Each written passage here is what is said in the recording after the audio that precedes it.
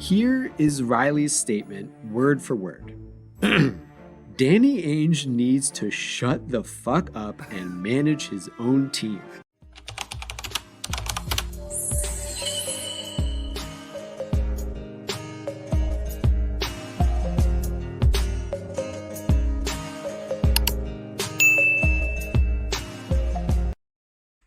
Let's get it, silly butts. We back. Another reaction. We got Pat Riley and Danny Ainge beef. I guess they marinated over 30 years. It got real spicy fast. I don't know what that's about, but we about to check it out. First, I appreciate everybody that been liking the videos. If you're new to the channel, hit the like button, subscribe, hit the notification bell. That way you can be tuned in with all the videos. And before we get started with this video, hey, check out the post that I posted. We're going to start doing streams on Saturday. Right now, we got 6 o'clock as the front runner. So if y'all want to see me streaming at 6 o'clock, hit that notification bell. But we also got 8 o'clock on there, 12 o'clock, and 12 o'clock in the morning. That way, if you some early birds out there, you know, y'all want to catch the stream early. Maybe y'all at work, on lunch break, whatever the case may be. Drop that. You know, put it in the comments as well. But don't let me be the one to talk y'all heads off. Let's get into this video. I will be forthright and tell you right now that the beef between Pat Riley and Danny Ainge is really just one incident. Spicy, but very brief. What makes this beef special is how long it marinated. It takes a lot of pent-up pressure to generate such a sudden explosion, and in the case of Riley and Ainge, that pressure built for over 30 years. Pat Riley and Danny Ainge could have had beef in the 80s as part of the historic Los Angeles Lakers-Boston Celtics rivalry. Riley, who had once been a role player for the 70s Lakers, was an assistant coach for the team that won the 1980 title behind rookie Magic Johnson. In 1981, the 36-year-old Riley took over the head job and fit wonderfully with a team that embodied his style. Slick, flashy, successful. Showtime. 81 was the same year two-sport BYU product Danny Ainge decided to ditch his MLB career and enter the NBA draft, where that season's champion, Larry Bird's Celtics, picked him 31st overall. That boy Danny Ainge was a baseball player? That said a lot. Did y'all know that? Drop some in the comments. While Riley coached LA to the 82 and 83 finals, winning one ring in the process, Ainge tried to find his place in Boston, boomeranging from bench warmer to starter back to the bench under new coach Casey Jones. After dodging each other for a while, the Lakers and Celtics met in 3 of the next 4 finals. 1984, in which the Celtics extended their historic streak of dominance in the matchup, then 85 and 87, in which the Lakers finally got revenge. During that stretch, Coach Jones elevated Ainge's role to bona fide Bird co-star, an excellent shooter and relentless pest. That last part fit right into a matchup characterized by rough play and outright violence. Amid the hard fouls and fights of the 84 finals, Riley called the Celtics thugs. Ainge's teammate, Cedric Maxwell, suggested Ainge would take it as a relief to only be labeled a thug, nothing worse. But while Coach Riley loathed and derided the Celtics, he seemed to... Man, what is Pat Riley doing grabbing Danny Ainge like that, man? Dog, you're not even playing. Why is he grabbing on Danny Ainge like that? Like, they really, like, this is one of them situations right here where it look like a citizen's arrest. You know, somebody done did something, and you want the cops to come over there and catch them. It look like they trying to get the referee attention. So, you know, you want the cops to come over there and arrest them, so you grab them, be like, hey, I got him. I got him. You're not going anywhere. You're not getting anywhere. Call the cops. Call the cops. That's what it looked like it was going on over here. And the crazy thing about it, look, the player right there that's standing over there, he don't even look unfazed. He not even worried about it. The man worried about the basketball game. That's what Pat Riley should have been worried about. Not over here pulling on Danny Ainge shorts. Like, what are you doing? And Danny Ainge looked like he mad about it too. Like, he irritated. To admire Ainge. I almost wonder if he saw in Ainge a more accomplished version of himself as a player. Someone who actually made the career leap from 10th... That's Pat Riley? That man looked like Wolverine. I ain't gonna cop to you. He looked like Wolverine straight up. ...man to valuable starter. Riley called Ainge a great effort player, a talented worker who'd make a monkey out of you. Following Game 5 of the '87 finals, in which Ainge's scoring helped extend the series, Riley called his opponent one of the league's great shooters. Yeah. All this about a guy who occasionally assaulted his players. Point is, this does not appear to have been an individual beef during the '80s. Riley hated the Celtics, and the Celtics hated him right back. Ainge certainly hated the Lakers, and, well, everyone hated Danny Ainge. Everybody hated Danny Ainge. I never knew that. Riley and Ainge could have had beef in the '90s. They had an opportunity. Riley became head coach of the gritty, grimy, decidedly un-Showtimey New York Knicks. Ainge bounced around and settled in Phoenix, which is where Riley's Knicks found him on March 23, 1993. That night, Ainge was defending Knicks guard Doc Rivers when his son's teammate, Kevin Johnson, hit Rivers with we'll call that a moving screen. Rivers gave chase, and we had ourselves one of the NBA's biggest ever brawls. After Ainge's wing of the fight kinda settled, New York's Greg Anthony, who wasn't even in uniform, started a second front. And look, here is Riley hopping into the dog pile, shredding what was surely a very expensive pair of pants in the process. In the aftermath, Pat Riley was about that. He ain't care. He was out there fighting with his teammates, man. Hey, that fight looked crazy. Let's go back and check that out real quick. Let's see how that started, because they talked about it was about somebody's son. And I'm curious to know whose son that was. That night, Ainge was defending Knicks guard Doc Rivers when his son's teammate, Kevin Johnson, hit Rivers with we'll call that a moving screen. Oh, okay. Danny Ainge's teammate hitting with a moving screen. Okay, so this what started it. Okay, I'm sitting here thinking, like, what do you mean the sons? It didn't dawn over me, like, went over my head that fast. When he said son, I'm thinking like he was talking about Pat Riley's son or something like that. I know I'm not the only one that thought that, so listen, don't get up on me like that. I know how y'all be sometimes in the comments. Rivers gave chase, and we had ourselves one of the NBA's biggest ever brawls. After Ainge's wing of the fight kinda settled, New York's Greg Anthony, who wasn't even in uniform, started a second front. And look, here is Riley hopping into the dog pile, shredding what was surely a very expensive pair of pants in the process. In the aftermath, our two guys disagreed about the degree to which Kevin Johnson was responsible for instigating the fight. Ainge also accused Riley's team of pushing and shoving and generally doing illegal stuff to try and intimidate opponents. Still, while Riley and Ainge occupied warring factions in the conflict and disagreed in their analysis of it, they did not battle one another directly. No real beef yet. I wonder how that game turned out. 6 players got ejected, and it was probably some of the stars too. Man, I know that game probably went straight downhill after that. Moving along.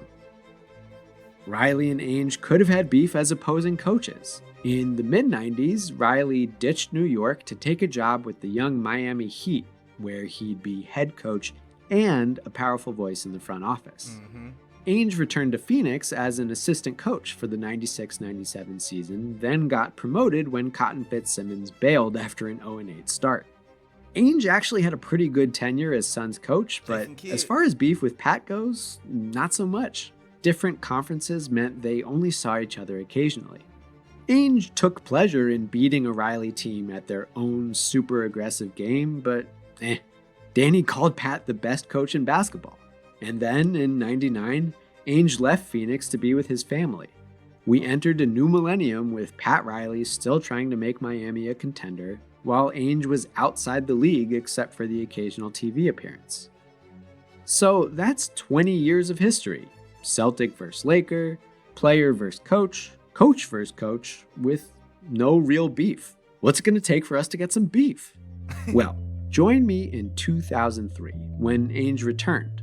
The former Celtic star took over as Boston's head of basketball operations. Okay. No longer Riley's opponent on the sidelines, Ainge would now compete with Pat through drafts and trades and free agency. He hired Riley's old player and brawl participant, Doc Rivers, to handle the coaching. Early on, the power differential between our guys was too great to allow for much friction. Riley's Heat reached the mountaintop. They drafted Dwayne Wade, added Shaquille O'Neal, and finally won it all in 2006. Ainge's Celtics remained pretty mediocre. In this era, Ainge developed a reputation for constant and sometimes counterproductive move-making. In fact, trader Danny's Celtics participated in what was, at the time, the largest trade in NBA history, the 5-team, 13-player deal in 2005 that sent Antoine Walker from Boston to Miami, where he played an important bench role in that '06 title roster. Not long after '06, Riley's focus shifted to a post-title rebuild, tanking to start over. Meanwhile, in Boston, Ainge knew patience was wearing thin, so he took 2 huge swings that shook the NBA. In the summer of 2007, Ainge assembled the Celtics' legendary Big Three. I didn't know that Danny Ainge was the culprit behind Paul Pierce, KG, and Ray Allen getting together. Like, besides Larry Bird, Danny Ainge, Kevin McHale, Dennis Johnson, and all of that, I don't really know too much about Bill Russell history. Hey, if y'all want me to go watch some Bill Russell videos, drop that in the comments. But I can tell you right now, I was a huge fan, and I still am a fan of the Celtics. But this is what started my era as a Celtic fan, is when they had Paul Pierce, KG, and Ray Allen. And of course, one of my favorites, Rajon Rondo. Because, you know, like I tell y'all all the time, I was a facilitator on the basketball court. You feel me? I used to come through dropping the dimes. I wasn't really the best scorer, you feel me? But I can always see something about to happen before it happens. So I'll be trying to get my teammates to take advantage of all of the advantages on the basketball court. Always the guy opening my voice and saying something while everybody want to be quiet and we're focused on their skills. I'm out here focusing on the strategic aspect of the basketball game. And if y'all know anything about Rajon Rondo, that's how he played basketball. I mean, we could do some videos on Rajon Rondo too. I told y'all, a lot of content coming out. So yeah, just make sure you hit that notification bell. And if you ain't like the video this far, hit the like button. But let's get it. Alongside longtime star Paul Pierce arrived 2 elite pickups, Ray Allen and Kevin Garnett. While Riley's Heat hit rock bottom, the Celtics pulled off the biggest single-season turnaround in NBA history and won the 2008 championship, against the Lakers, no less. During Boston's playoff run, Riley resigned his position as Heat coach to focus exclusively on his duties as executive in charge of the rebuild. To climb back atop the East, he would have to clamber over an old foe. That task felt ever more real once Boston whooped Miami in the first round of the 2010 playoffs, and not in a friendly way. But Riley had a trick up his sleeve. In the summer of 2010, a master recruiter pulled off his greatest feat yet, an even bigger 3. Wade, LeBron James, and Chris Bosh. The Heat became a monster overnight. Don't get me started with that LeBron James trade. I swear, you know. Y'all drop something in the comments. How y'all feel about LeBron James going from Cleveland to Miami? Do y'all feel like, I mean, obviously he got his first ring there, but do y'all feel like that was a good move or a bad move? Do y'all feel like that changed the way that the NBA was structured or not? In my opinion, I'm going to save it for y'all. I want to see what y'all got to say. But let's finish the video. Decades after all those NBA finals, Pat Riley once again commanded Boston's foremost rival. That rivalry played out in the usual place, on the court. Boston won the first matchup of the Big Threes and did a little playful trash talking afterward. I completely forgot about Udonis Haslem calling Paul Pierce a studio gangster. In the 2011 playoffs, the retooled Heat got revenge for the prior year's defeat. In 2012, Miami eliminated Boston again in a grueling 7-game Eastern Conference final and then marched forth to win it all. Riley thus more or less matched Ainge's executive achievement. But Pat kept pushing, and pushing in this case meant pilfering. See, the vibes were off in Boston. Soon-to-be free agent Ray Allen didn't like where his role and relationships were headed. Riley saw a fissure in the Celtics and jammed his fist right through. In a stunning turn of events, a fracture that still hasn't fully healed, Allen signed with Miami for less money than the Celtics offered him. Riley snatched one of Ainge's premier signature players right out from under his nose. This was a ballsy move, another example of Riley's smooth wheeling and dealing. An incursion into the business of a longtime rival that stoked some truly bad feelings. It also paid off immensely. Ironically, playing the kind of bench role Boston envisioned for him, Allen helped Miami reach their best ever record and eventually the second championship for LeBron and company, but not before the incident. At last, here is the beef. After all the above history, Riley and Ainge's 30 years of rivalry finally boiled over in March 2013. During a regular local radio spot, Ainge was asked about LeBron James, who had complained about calls in a recent Heat Bulls game. Ainge said that for LeBron to whine about officiating was almost embarrassing. To be clear, this topic had nothing to do with Ainge or Boston. I mean, considering that Danny Ainge played in an era where people got physical on the basketball court, makes sense.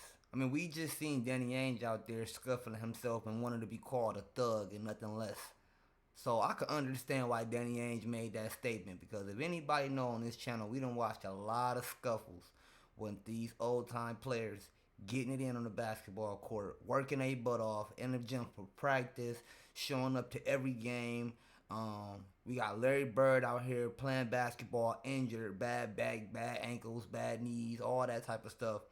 And they out there fighting. They going toe to toe, regardless if it's basketball or if they getting physical out there. So I can understand where Danny Ainge come from, because he was actually on the Celtics team when they had to go ballistic on who was it, the 76ers and the Lakers. You know what I mean? So I mean, drop some in the comments what y'all think about what Danny Ainge made this statement about. It's embarrassing to see LeBron complain over officiating. And on top of all of that, LeBron has been dominant in the basketball league for a very, very long time. If he wasn't the best, then he was probably second best runner-up to Kobe Bryant. You know what I mean? And a lot of people really tipped over to LeBron because Kobe was considered a ball hog. But, you know, R.I.P. Kobe, that's my dog. But, man, let's go ahead and just tap back in and see the rest of this video talking about this beef. Because I'm curious. I know Pat Riley probably didn't like that statement. You know, he going to defend LeBron. Ainge's comment was kind of an unnecessary shot, but also pretty mild. A day or two later, beat reporters were talking to Heat coach Erik Spoelstra in New Orleans when they learned that Pat Riley had issued a statement, like a written, official statement delivered matter-of-factly by a Heat public relations professional. Here is Riley's statement, word for word. Danny Ainge needs to shut the fuck up and manage his own team. He was the biggest whiner going when he was playing, and I know that because I coached against him. Period. This would be a pretty incendiary way for a player or coach to speak about a peer. For a near 70-year-old suit and tie office type to enter shut the fuck up into the communications record is unheard of. Ainge soon responded, also, as far as I can tell, in the form of an official statement. Quote, I stand by what I said. That's all. I don't care about Pat Riley. He can say whatever he wants. I don't want to mess up his Armani suits and all that hair goop. It would be way too expensive for me. Fantastic. Doc Rivers was impressed that his boss's smoke bomb successfully provoked as cool a customer as Riley. He hoped they'd duke it out. Straight up. Erik Spoelstra also got a huge kick out of the exchange. Ainge ultimately settled it, saying, okay, yeah, I should shut up, but also, so should LeBron. We're both right. And that was it. But still, what a satisfying release for us beef enthusiasts. After 30 years of respectful detachment across various rivalries, Riley and Ainge finally snapped. Ha! I knew it. I knew you fucking hated each other. You couldn't stay calm forever. And our little blow-up has kind of a funny denouement. It's like Riley and Ainge were embarrassed for everyone to see them get petty and feisty, so they kind of just feuded via transaction. Ainge's trade with the Cavaliers in 2014 helped Cleveland sign LeBron away from the Heat. Kelly Olynyk leaving Boston to sign with Miami in 2017 was apparently a sore spot. And Ainge must have felt some measure of revenge when that summer's biggest remaining free agent, Gordon Hayward, got the Riley sales pitch but still chose to sign with the Celtics. But as much as Brian Windhorst hyped up their hatred for one another, Pat Riley and Danny Ainge refused to give us any more public beef. When Miami and Boston met in the 2020 conference finals, everyone was like, oh, here we go, but nah. Fun series, no front office beef. When Ainge retired from his position as Celtics executive in 2021, Riley had nothing but nice things to say. He still hated Boston, but not Ainge. So that's 40 years, most of them spent in direct and often heated competition with 99% respectful rivalry. But the slightest provocation at the right moment delivered us what we all know exists beneath the surface, what we all crave and deserve: beef. Delicious beef.